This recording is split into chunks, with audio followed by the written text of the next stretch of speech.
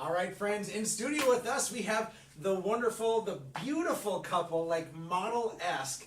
Some of the best hair in the professional teaching world. Something really special. Jeremy and Amanda Nelson, great to have you in studio with us. And give us an idea of your family, your structure, because your friends, your clients, you're really great involved in the community. Help us understand who you are outside of just buying and selling houses. Okay. I'm a full-time high school history teacher here in town. We have 4 wonderful children. 6th grader, will be 7th grader, excuse me. Will be a 5th grader, and then a 4-year-old and a 2-year-old. So we're, busy family life. Busy family. I work in broadcasting and do some charity stuff and some side hustle work, just all kinds of stuff. We're busy. Some side hustle work. I don't know how you define that. Amanda, you and I have known each other now since 2001. You were working... Did you have to look that up? No, oh no. I remember. It was 2001. You were working down in Rochester. We had a mutual friend who introduced us. And from moment one, I'm like, this girl is spectacular. Aww. And then it turns out the professional world brought you to Fargo. And now you bought your first house in what year that you moved to Fargo? 2007. Yep. 7. And you were located right by Island Park, right? Yes. I actually remember showing your house. I didn't work with you. I'm still very upset about it, but it was 10 years ago, and I'm trying to let it go. But you bought your very first house in Fargo by Island Park. Describe this house for us, because it was unique. You don't see houses like this very often. Right. We had this small little 4-bedroom. I guess that doesn't sound too small, but it was perfect for us at the time because we moved to town and we had 2 kids. And right next to an older group of small apartment buildings. And it had no backyard. We had a shared space in the back, a shared parking space, and just this tiny little front yard. But really it was the house and the location that we fell in love with.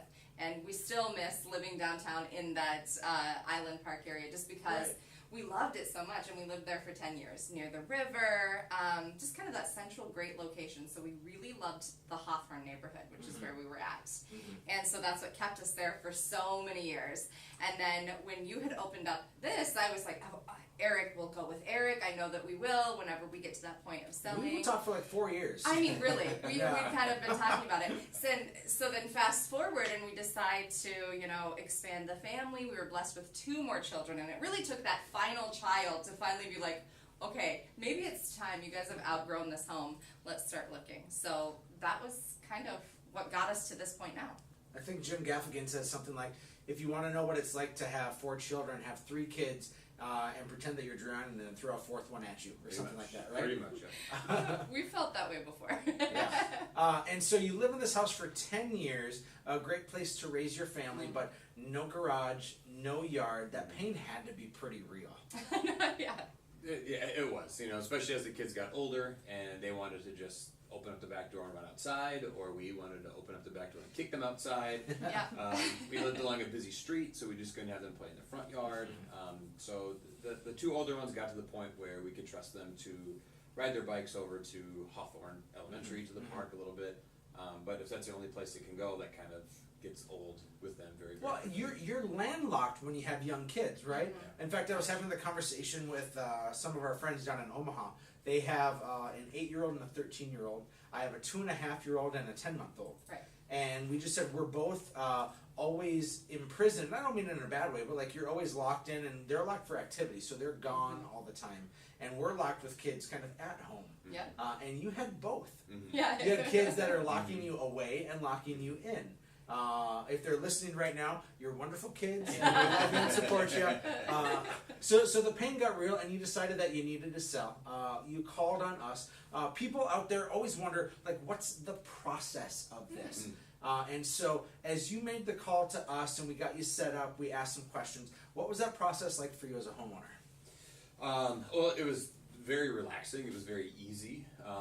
It was great to know that whenever something was needed of us, we would be asked. So it's not like there was so much that we weren't selling the house, and so that was something that was great to be able to say, we're just going to hand that process over, and we'll kind of fill in the details as we needed to. But from the point of contacting to say, hey, we're looking to list, we're looking to sell, to sit down and walkthroughs and all those processes are really easy. From the time in which you made the decision, and you were caught in this interesting bubble of we know the house that we want to move to, and we don't want to move unless it's to that house, right? Mm-hmm. That's the big complicated piece for folks. Is if you're what we call a sell buy, meaning you're doing both parts of the transaction, usually one domino has to fall before the other. Or you're just taking a risk of saying, man, I hope my house sells and I hope that I can get 2 mortgages. And I know that people in broadcasting and education make so much money. Oh, right. And so there were oodles for you to count on. We're going to go to break here in just a second, but I want to come back to talk about that stress of buying and selling at the same time, because it's a real stress. Folks, if you're listening right now, go to livefargomoorhead.com. Find out what your home is worth, or as always, you can connect with us at 369-4839. This is Real Estate Radio with Erik Hatch. Welcome back to Real Estate Radio. As always, I'm your host, Erik Hatch, and in studio with us, we still have 2 of my favorite people on earth, Jeremy and Amanda Nelson, clients, friends, all around beautiful, good people. We were talking before the break about that stressful time of selling and buying at the same time. What kind of emotions were going on knowing that, Well, if you could see Jeremy's face, I know. he wouldn't even let me finish because he's all shaken up like a soda can, He's just ready to explode. revisited it. and the interesting thing for us though is that we kind of have to. It wasn't really sell and then buy. We bought and then sold. Yeah, So, risky. yeah, it really was. So we happened to find a home last fall, November-ish. Oh, can I share that? Sure, yeah. We originally had a plan that in the springtime we would list and then we would shop. Kinda like You right know, now. do it how you're supposed to do it. You told me like 2 or 3 years ago, like spring of 2017 is going to be our year, right? This is what's going to happen. So of course, what did I do? I think it was right around Thanksgiving, December, early somewhere in there. We were getting antsy. I don't know. I go on to Hatch's website, Live Fargo-Moorhead. Look at you trying. No, I really, honest to goodness, I really did. And you know, I'm leafing through this stuff, and I see this house, and I'm like, oh no, this is us. This is us, and it's perfect. And it was out of Fargo, which was not at all us. That wasn't what we were going to be looking for. But I sent the link to my husband, and he saw it, and he's like, wow. And then of course, you know, he name dropped the small town it was, and he's like, no. Right.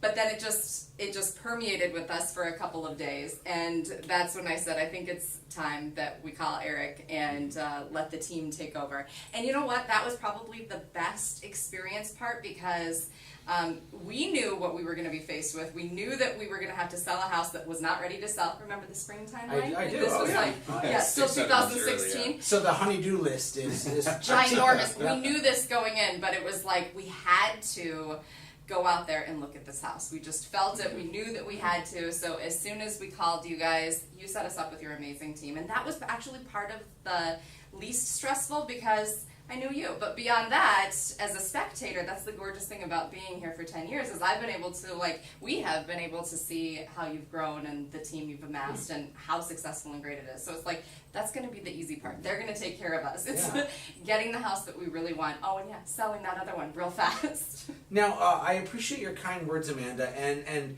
we're just going to let you keep talking about it. With all sincerity, I think that some people gravitate towards a team approach, and some people gravitate away from a team approach. Full transparency is when you work with Hatch Realty, you're working with a different agent on the buy side than you are on the sell side. And then we have a team of admin and support staff that are helping on each side of that. We think of it as a doctor-nurse relationship, that you'll have a doctor that sells, a doctor that buys, and then there's support staff around them. And as we do that, it creates a lot of hands in the cookie jar. Was it too many hands? Be honest. I don't think it was too many hands. I think it was good to have the sort of specialization, because then each team member can get really good at what they do, which is awesome. Although my head did swim a few times once we added in the person we hired to do some home improvements for us to sell, mortgage people, like all these things. I was like, okay, who am I talking to right now? And who is this person? And so that for me got a little overwhelming, but the team part of it though was great, because like I said, they could specialize, they could get really good, they knew what they were talking about, they were really good at it.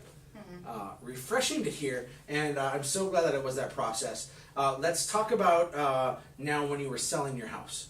We put your house on the market after giving some staging tips, but like you're super great at decorating, and Thank you're you. like kind of a Pinterest queen. And all I do things. love me some Pinterest. Jeremy, I know that you are crafty and you have the ability to build and to create some furniture and some other things, and so we didn't have to give you much help in that department. Except we probably said declutter about 10 times, Yeah, right? right. Yeah. That's always Yeah, my well, one. when you don't have a garage and you have 4 kids, everything goes in the house. So. Oh my gosh, I had an ulcer just thinking I about know, that. right? So when it was time to sell, what was that process like? How long did it take until we got you your first offer?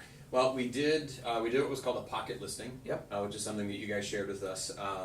Basically, when you have a situation like us where you've got a lot to do and you've got kids and family and you're busy, so it was just sort of an in-house listing. Yeah, you've agreed that you're going to work with us. Yep. We know your listing's going to go active, but you're not ready to put it on the market yet. Right. Yep. So we get everything ready to go, and we had pictures scheduled on a Monday. That earlier Friday, we had somebody who happened to be interested in looking at the house, so we had a showing on Friday.